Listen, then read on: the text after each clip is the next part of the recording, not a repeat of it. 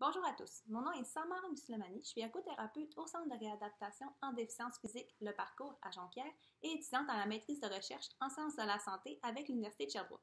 Mes directeurs de recherche sont professeur Cynthia Gagnon et Dr Benjamin Gallet.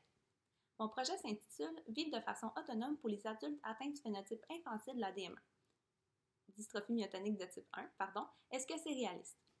Ce qu'il faut savoir, c'est que la DM1 est la maladie neuromusculaire héréditaire la plus fréquente chez l'adulte. Au Saguenay-Lac-Saint-Jean, la prévalence est d'environ une personne sur 475. La DM1 peut se présenter à tout moment dans la vie et on distingue 5 portraits cliniques différents, dont le phénotype infantile. Les personnes atteintes du phénotype infantile de la DM1 voient leurs symptômes apparaître entre l'âge de 1 à 10 ans. Ces symptômes sont à la fois d'ordre physique, par exemple de la faiblesse musculaire, et d'ordre intellectuel, par exemple des troubles d'apprentissage. Actuellement, il existe peu d'études qui traitent de l'impact de cette maladie chez l'adulte qui en est atteint. À la Clinique des maladies neuromusculaires du Saguenay, les intervenants déplorent le manque d'informations concernant le potentiel de vie autonome chez cette population. Cela est d'autant plus difficile à vivre pour les parents qui ne savent pas si leur enfant atteint pourra mener une vie autonome à long terme. Mon projet de recherche a donc pour objectif de documenter l'autonomie socio-résidentielle des adultes vivant avec le phénotype infantile de la DM1. Plus concrètement, je vais aller explorer leur capacité à réaliser des tâches nécessaires à une vie autonome à la maison, comme par exemple préparer un repas ou planifier un budget.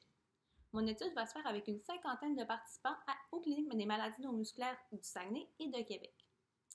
Grâce à ma formation en ergothérapie, ma méthodologie de recherche vous permettra d'aller chercher des données concrètes qui serviront réellement aux cliniciens du réseau de la santé selon les particularités de cette clientèle.